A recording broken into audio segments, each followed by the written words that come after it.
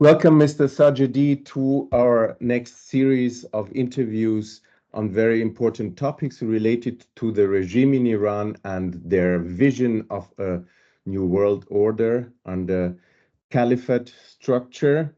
So we realize that there are a lot of actions done by the regime which lead to radicalization in the West. So we often talk about hybrid warfare. Now, there's quite a lot of migration to Europe in the recent years, and we don't want to focus on the regular migration, but on an organized migration, which is organized by mainly the regime in Iran and its proxies. What is your take on that? Good morning, Mr. Gabel. Thank you for this opportunity once again. First of all, I have to point out that I personally am in favor with migration. Migration can be from economic point of view, can be a part of solution for labor shortage. Also from political view, it can make an to diversity of the society, and which prevents polarization of the society. And also, once again, from point of view, it can be an helpful for that the Western societies in Europe especially, they are problem with the aging, the phenomena of the aging, and the migration can help to cope with this problem. From culture of view, that migration can help for enriching the culture and makes an multicultural society. And actually, if we see back to the societies in favor with migration, we see that they have progress, because they can have also the elites from the other societies. But migration, like any other phenomena, like electricity, like gas, like for example explosion, should be directed on the favor of the humanity. It should be under control and should be I have to say that also from legal of point, the migration is a right, and maybe a fundamental right. And also from political point of view, migration is a reality. We have to accept it and we have to deal with. But problem is that we see now an manipulated migration and organized manipulation to be used as an strategy, as a method, as a technique or tactic in hybrid warfare against implemented by the Iranian regime against the Western and sorry, democratic societies. Sorry. I have already explained a few times that the Iranian regime has already, I think, few years, since few years ago, an all-out hybrid warfare against the societies. I think that, and I hope that this term is known to your audiences. But anyhow, just I explained that hybrid warfare is an multifaceted war which use all means together with the conventional method of war to destroy and to fight with the enemy. Iranian regime leaders see the Western and free societies as their enemies. They have said already a few times that the democracy is not good, just like Mr. Dugin. If you read his book or if you are familiar with, he is against the democracy and believes that democracy make chaos and democracy is not honor for the societies. Yes, we will focus on Alexander Dugin Yes, in a yes, special yes, series. yes. Great. So what can we see now? I'm going to explain from other side. What can we see that regime of Iran tries to make an radicalization in the Western societies. The radicalization has two strategies: local radicalization and digital radicalization. The local radicalization is a process is being done by the Islamic centers. The Islamic centers are established directly by the deputy of the leader of Iran, by the office of the leadership of Iran. Of course, we see that the external phase. I have already explained that about the structure of regime. That two main structure we can recognize a small external phase to deal with the war, and the big and huge caliphate structure who are control everything, and they are out of any inspection and out of any supervision bodies. But while the external phase deceptively and hypocritically deals with the other part of the world, the other structure, the caliphate structure, are accelerating to radicalization waves process in these societies. They made in each society at least one or more Islamic center. These Islamic centers, they have established mosques. Then they named this mosque Imam Ali Mosque. And you know that, maybe your audience know that, but I will explain once again that Imam Ali is, after the Prophet of Islam, the second character, who is, respected by all trends and by all beliefs and by all branches of the Islam. By this, they can attract they can invite and attract also the other branches of the Islam. I have already said that the Shia are maximum 10% of the Muslims, but 90% they are not Shia. But in this sense, they can gather all the branches, all the believers of the Islam together in one place to make a process of radicalization. So let me just ask quickly, in Germany, there was a center, Islamic center, it was called Islamisches Zentrum Hamburg, which had branches in whole of Germany. In all and, cities, yes. And Mrs. Nancy Faeser, who is the Interior Minister, she just 1 week ago, she just released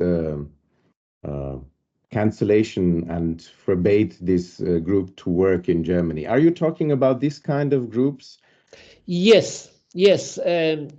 In Germany, just I have some extra out of our main argument. I have to explain that in Germany, because of its a special commitment to protect the Jewish people, we can see an good reaction.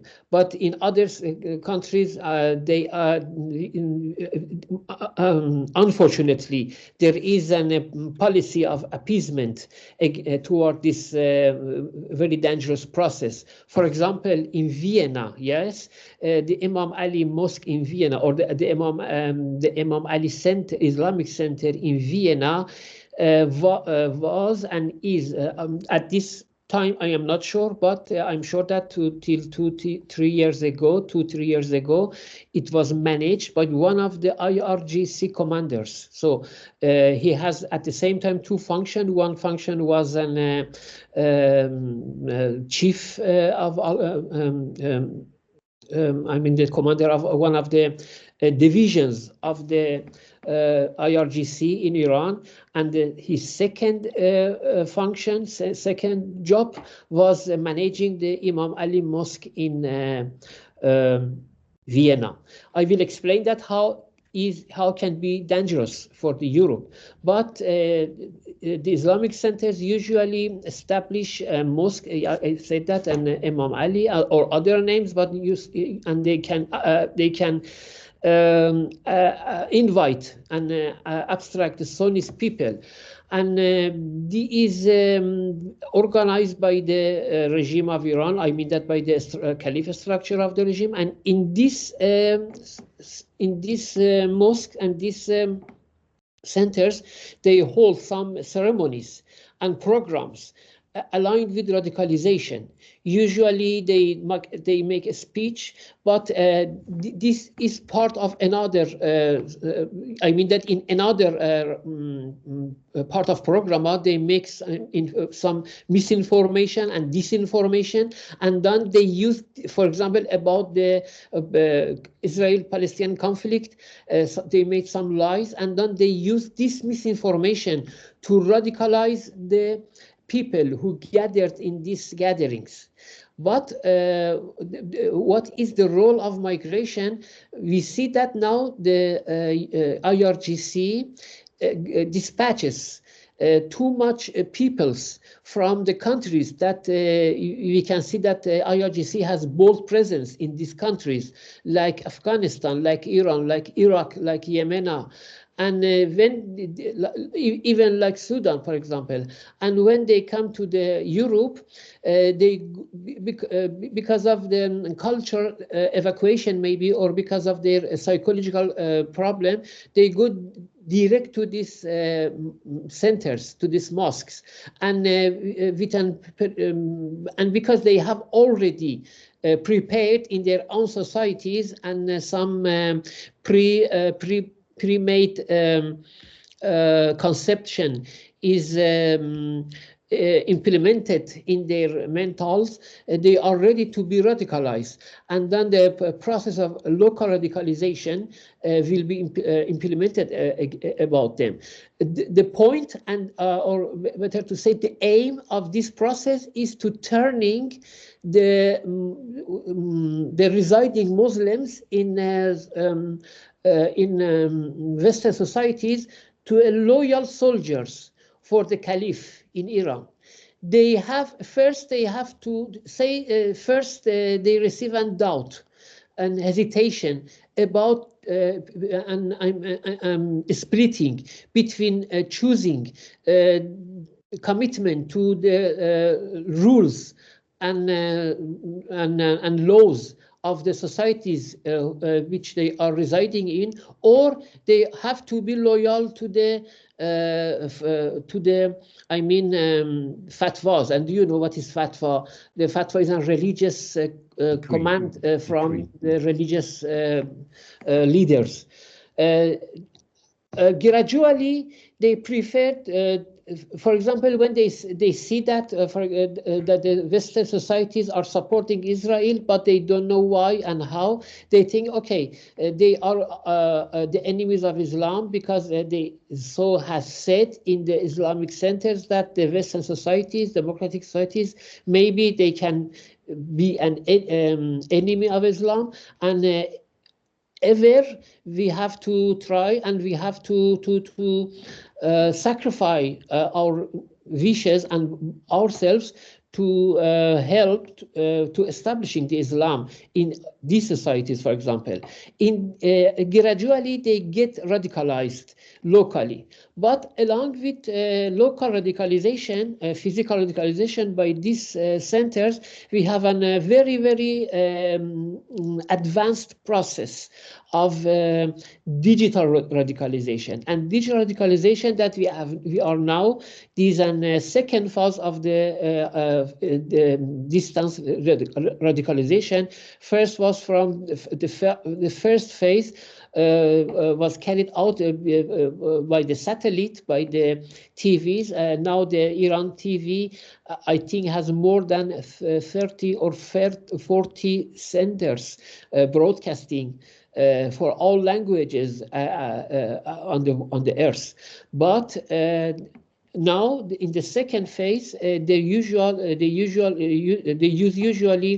the social medias and the internet to spread hate, misinformation, lies, and they are in accordance. They are in according with the Russia and China.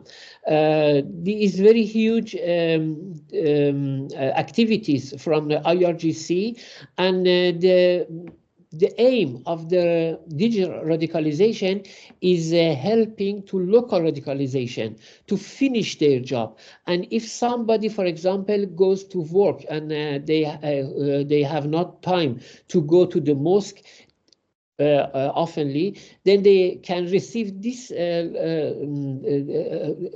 radicalization via his Instagram, via his social media platforms, in his break, during the work, during in traffic, in his car. So I mean that the digital radicalization is also a strategy. But I have to point out that the migration, of course, is helps to radicalization, but it's not just aims need just this part. Radicalization is one of its goals. Another goal is to make and blast problem with the economy, because it makes. Because it brings too much expenses for the Western economies, and the taxpayer, the taxpayer who they have to pay for the expenses of the migration. This is no doubt about that, and in long time they make them tired and unsatisfied, and they make an chaos and make an social unrest about this. And the third goal of this, very important, is making demographic changes in the structure of the population of these societies. And DIG has also two goals by itself. One of them is collecting more votes for the parties who are in favor, unfortunately, and in this way the Iranian regime can increase its influence in the process and decision making in the toughest level of these societies. And we have seen already. Next time I will give you some examples if you want.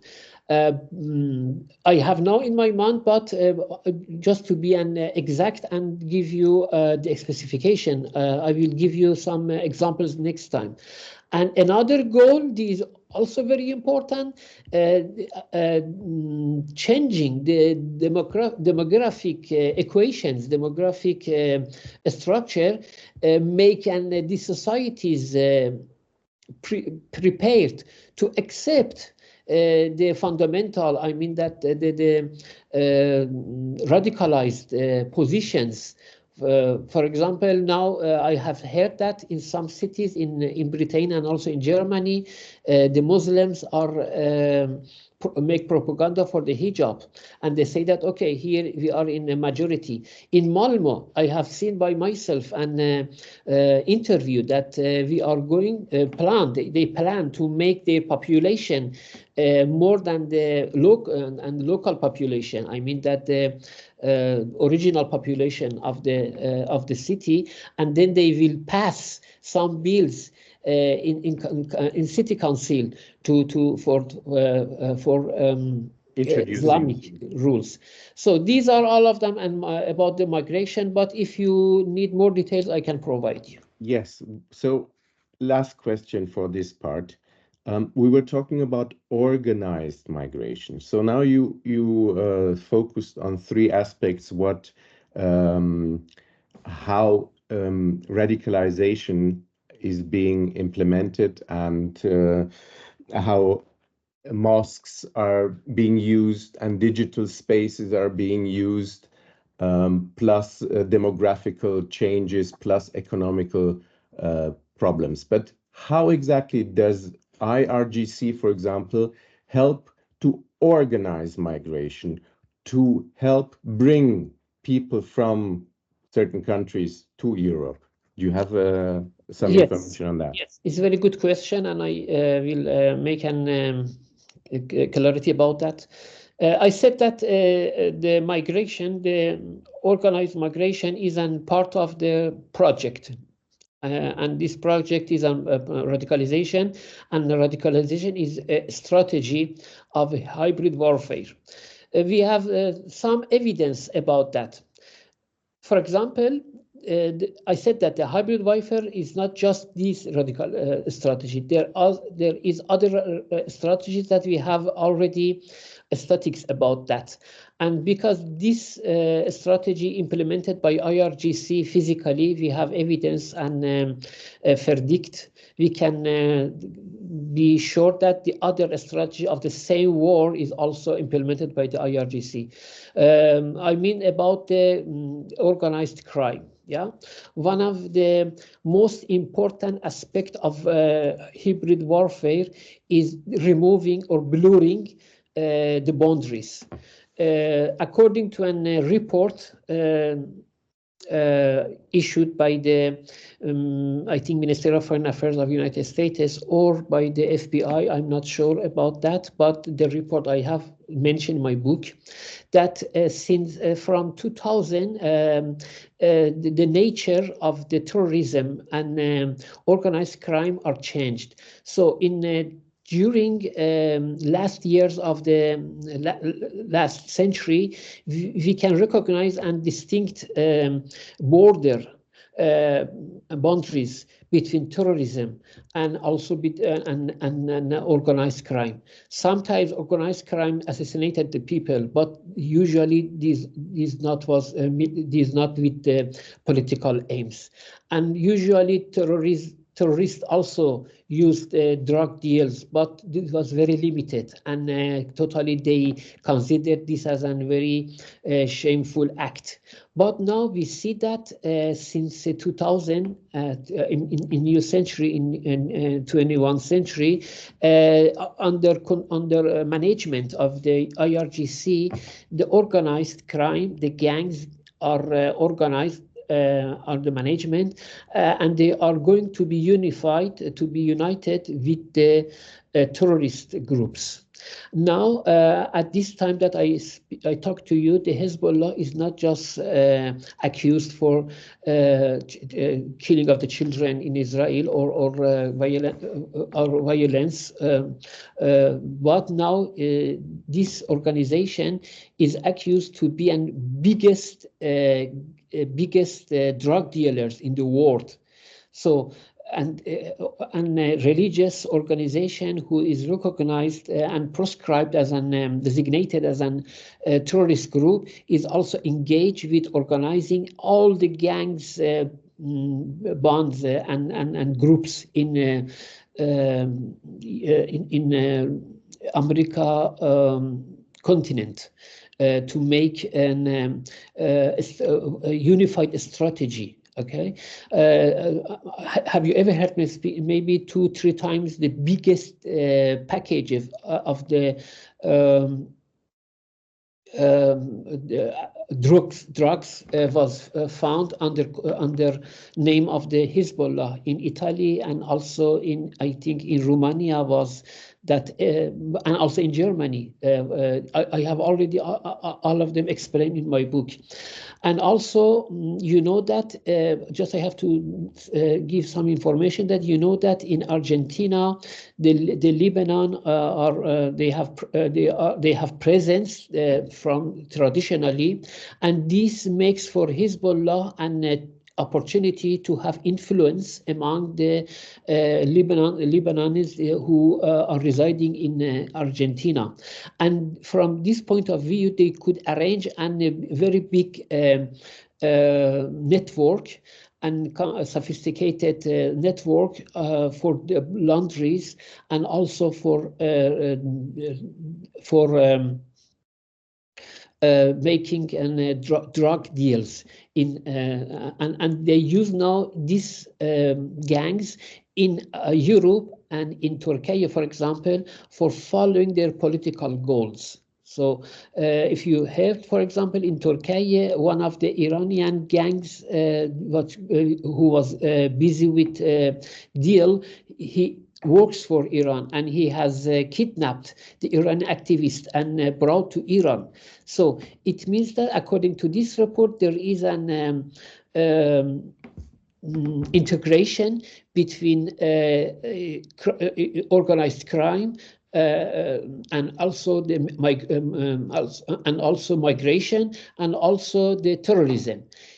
In this, from this sense, we can be sure that the IRGC is engaged with the organized migration too. The other point that all or most, maybe 80% of the migration, they come from the countries that the IRGC has world presence, and they are active in this country. And the other point that we can rely on it is that in Iran by itself, in Afghanistan, they have already groups for the let's say to smuggle the children, not to sell it in the first time. They smuggle the children and they make them to work in the big network on the street, and then when they grow, for example, they are 10 years old and they have no father, no mother, and they know nobody, then they are invited to work for the terrorist groups. The terrorist groups that here, for example, do you know Zainabiyun, or have you ever heard about the Husseiniun or the other groups? These are usually composed of these persons. This is also a crime against the children. The children, they are used for the military purposes underage. So all of these facts together make us sure that the IRGC is active with smuggling and with organized migration. So what you are proposing is that these are conclusions from how they act, but we don't have really a legal act showing that IRGC officers have a network for smuggling people from, let's say, Iran, Syria, Afghanistan, wherever, to Europe. Problem is that usually they use the protecting rules and laws in Europe and in America to protect their identity. That's but for example, if you know that if somebody is not finally verdicted and subjected in the court, you cannot have access to his name, and they have also very big and very powerful lawyers, and that's why we cannot maybe. But anyhow, there is too much reports from the reporters and from the journalists about this, and it's documented also. Great. Yes, so Mr. Sajedi, thank you very much. We focused on radicalization, on hybrid warfare. You mentioned how the IRGC of the regime in Iran, they are trying to influence migrants in Europe by radicalizing them in mosques, by radicalizing them via social media, by including criminal gangs into their drug dealing and smuggling. Thank you very much for that. You're welcome. Thank you. Till next time. Bye.